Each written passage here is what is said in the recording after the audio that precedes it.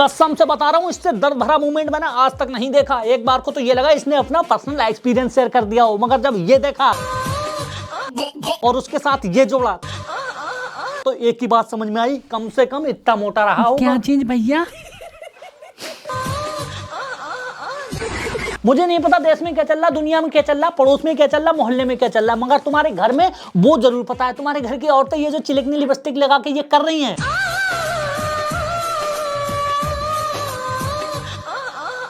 ये क्या है? सब पता चल रहा है। तुम यकीन करके मानो, सन 1865 में साइंटिस्ट ग्रेगर योहान मेंडल ने जो आनुवंशिकता की थ्योरी दी थी वो गलत नहीं थी, क्योंकि आज ये जो गुण दिख रहे हैं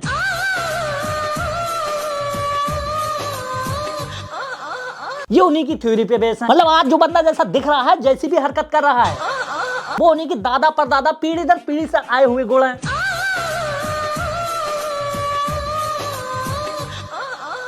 मुझे अफसोस है कि साला यही गुण आने को रहे।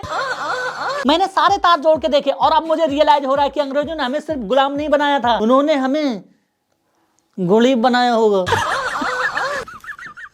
अरे कोई वैज्ञानिक अपने सालों खपाने के बाद कोई सिद्धांत देता है तो गलत थोड़ी होगा।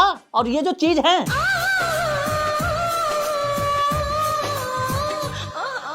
ये कहीं ना कहीं हमारे पूर्वजों में रही होंगी, तभी तो दिख रही हैं। और भाई साहब मैं पक्का श्योर हूं कि अंग्रेजों ने हमारे यहाँ से सिर्फ सोना नहीं लूटा, चांदी नहीं लूटी, उन्होंने बहुत कुछ लूट लिया। भैया हाथ नीचे जा रहा है। इसकी बहन का ये पहले हाथ ही कुचल दूं। अरे नहीं भैया, सुबह को धोओगे कैसे? पता, जब मुझे इस सिद्धांत के बारे में पता चला तो मैंने ये तार जोड़े। तो भाई साहब ये तो कंफर्म हो गया कि राजा महाराजाओं ने इन लोगों के पूर्वजों को दरबार में नचाया तो जरूर होगा, लेकिन ये वाले गुण, ये वाले हजम नहीं हो रहे हैं। या तो आनुवंशिकता का सिद्धांत गलत है, और अगर वो सही है तो इन लोगों से ये कराने के बाद ये भी कराया होगा। अब तुम मुझसे सवाल कर सकते हो कि भैया चलो आनुवंशिकता का सिद्धांत समझ में आ गया, जो पीढ़ी दर पीढ़ी चलता है, जो अभी मैंने आपको प्रूव किया, लेकिन ये क्या है? तो भैया इसको समझाने के लिए मुझे डार्विन की इवोल्यूशन थ्योरी का सहारा लेना पड़ेगा। तो उनके अनुसार अगर तुमको जिंदा रहना है तो समय के साथ बदलना पड़ेगा। जैसे कि अगर ये प्रजाति आपको दिख रही है,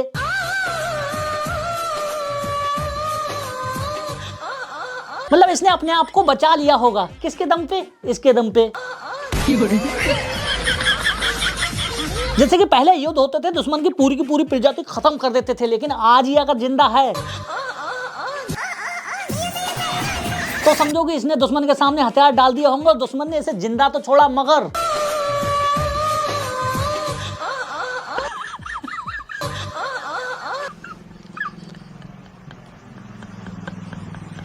तो भैया ये तो था घरों का माहौल। अब देश का माहौल बता देते हैं। तो भैया देश का माहौल कुछ ऐसा है कि ठंड बहुत बढ़ चुकी है और कोहरा इस कदर है कि नोएडा वाले खिड़की खोलते ही मनाली पहुंच जा रहे हैं।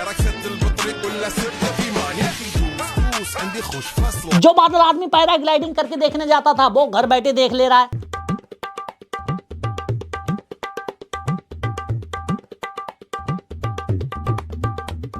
पैराग्लाइडिंग में पैसे खर्च होते थे, जान भी रिस्क में थी, तब जाके ऐसा व्यू देखने को मिलता था। मतलब आई स्टे इन नोएडा और हमारे बालकनी से ऐसा दिख रहा है, कुछ नीचे दिख ही नहीं रहा है। आज ऊपर वाले ने स्वर्ग बिल्कुल घर पे ही लाके दे दिया है। It is so scary. मैंने पहली बार लाइफ में इस तरह का स्मॉग देखी हूँ। नीचे दिख ही नहीं रहा है, मतलब नीचे पार्क है, वॉकिंग पार्क है, कुछ नहीं दिख रहा है, कंप्लीटली ब्लैक। देखो तुम ऊपर वाले को कितना ही गलत कहो, वो हमेशा सही होता है। जैसे ये बंदा कह रहा है फेफड़े खराब करने के और भी तरीके थे, लेकिन मैंने दिल्ली को चुना।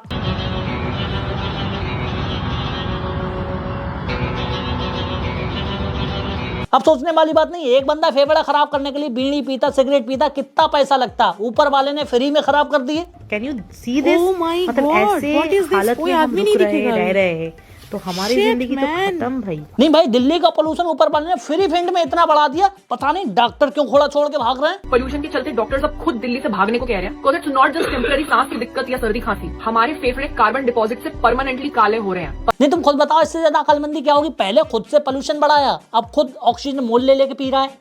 यार ये दिख रहा है आपको, ये दिल्ली का मॉर्निंग है, हवा में धुआं ही धुआं है। मुझे मास्क पहने बिना सांस नहीं आ रही। पीछे देखो लोग सीधा रोड पे ऑक्सीजन सिलेंडर बेच रहे हैं। ये हाल हो चुका है। मैं यहाँ से चल भी नहीं पा रहा, आंखों में जलन हो और रही मुझे है। नहीं पता भाई साहब ट्रक वालों की कार वालों से क्या दुश्मनी थी। भाई साहब इस बार ट्रक वालों ने कार वालों पे पूरी भड़ास निकाल ली है। देखो भाई, ये बच्चा चल रहा है अपने मम्मी के पीछे और पापा के पीछे। अगर दिन होता तो ये भाग जाता इधर उधर। देख रहे हो मम्मी के संग कितने बढ़िया चल रहा है तरीके से। आज ऐसे बच्चे प्यारे अच्छे लगते हैं भाई। और भाई साहब दिल्ली गुड़गांव वाले तो हमेशा मजे में थे, मजे में हैं, मगर भैया मट्टी पलीत आज भी गांव वालों की है। इस कदर कोहरा आ गया है, आदमी हगने जा रहा है, लौटते वक्त रास्ता भूल जा रहा है।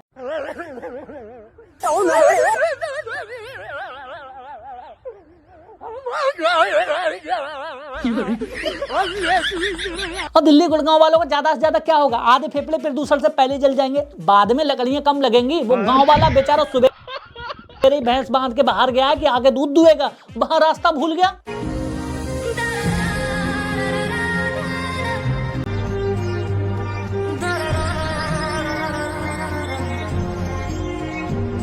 एक हाथ तो सुबह 4 बजे तक बाबू से बात करके हगने गया होगा, अब वो वहां रास्ता भटक गया। अब वो क्या कहेगा, बाबू मैं हगने गया था रास्ता भटक गया।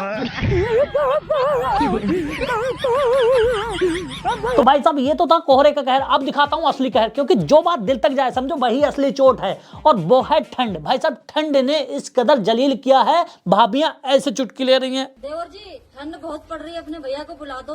अरे भाभी भैया का ठंड से क्या लेना देना, इतनी अच्छी आग जलाई है इसमें हाथ सेको आके। अरे तुम नहीं समझोगे रड़ुए। देवर पानी भर रहा है, भाभी टोन मार दे रही हैं। तब तक कहीं पढ़े लिखे नहीं, अब मांग भरने की उम्र में खेत भर रहा है। इतना चुभने लगा हूँ सबको। सोचो एक बंदा कड़क ठंड में आराम से लिहाफ में लेटा हुआ है, अचानक ये रील आ जाए। यार अपना घर की जिम्मेदारियां उठा पा रहे हो और ना ही किसी की टांगे। ये भी छोड़ो, ठंड बहुत है, तुमने अपने बाबू से हीटर मांगा, उसने हीटर देने से मना कर दिया, तुम मान गए कोई बात नहीं, लेकिन उसके तुरंत बाद ये ज्ञान देखने को मिल जाए। अगर इतनी ठंड में भी वो देने से मना कर रही है ना, तो समझ लीजिए कि उसके हीटर पर कोई और ताप रहा है। बताओ बंदा उसी रात उठ के किसी दूसरे हीटर पे तापने नहीं चला जाएगा, मगर घर वाले वो भी नहीं करने दे रहे हैं। यार गाने में चले बेबी।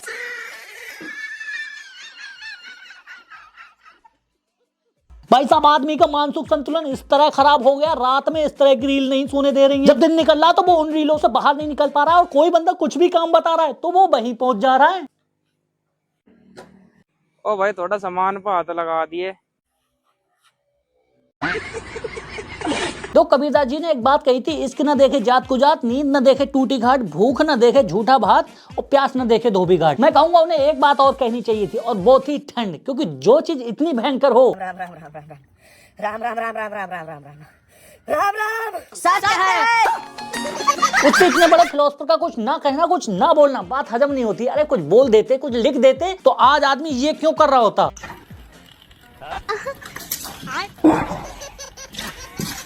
साले तू, अरे चाचा ये टेक्निक नहीं बतानी थी। अरे मानते हैं हाथ पे नाक लगी रहेगी होगी, मगर ये टेक्निक नहीं बतानी थी। बताने क्या, ये टेक्निक कबीरदास जी नहीं बता सकते थे, मगर उन्होंने क्यों नहीं बताई, क्योंकि ये टेक्निक बड़े बूढ़ों के लिए सही है। अब कोई नया लौंडा ऐसे नहाएगा